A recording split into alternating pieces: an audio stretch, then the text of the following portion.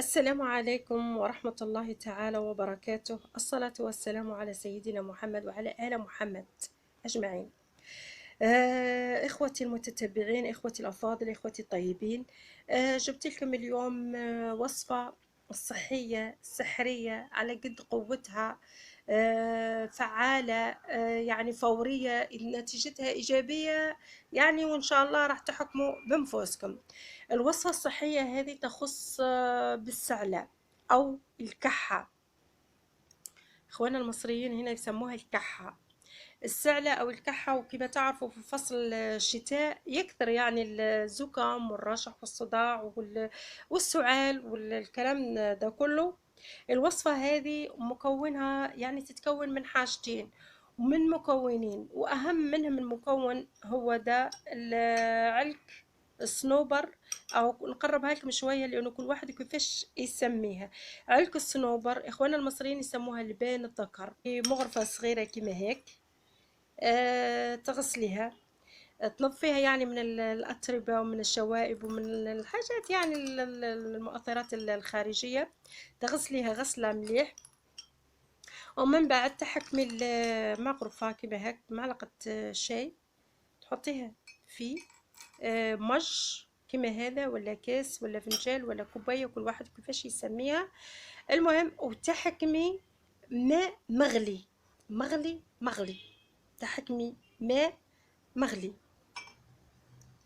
تحطيها هيك وتيجي يعني تديها حركة. أنا غسلاها على فكرة، الكمية هذه أنا غسلاها وحطاها يعني تشيح تنشف. المهم وتيجي فيها هيك تحركيها تحركيها تحركيها تحركيها كيما هيك، تميلانجيها مليح، ومن بعد تغطيها بصحن كيما هذا،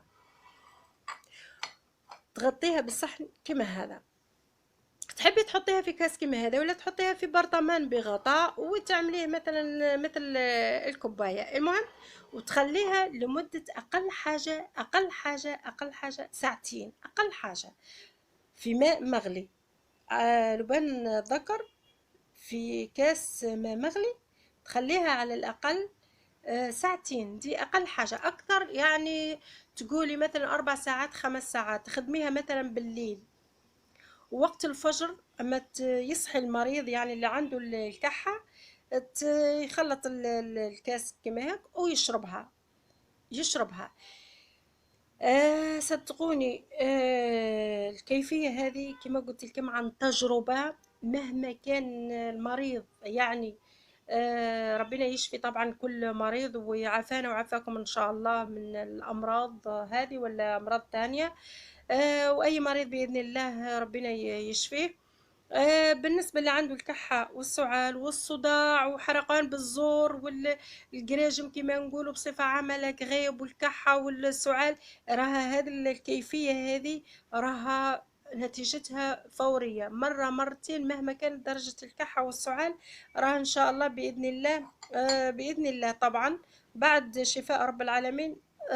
إن شاء الله راح يكالميلو بهذه الوصفة راح تكالميلو السعال، يعني سواء الكبير ولا الصغير ولا مرة مرتين بإذن الله، واستمروا عليها. وهذه راها عن تجربة، يعني مانيش نهدر هكذاك من الفراغ، لا والله، هذه راها عن تجربة.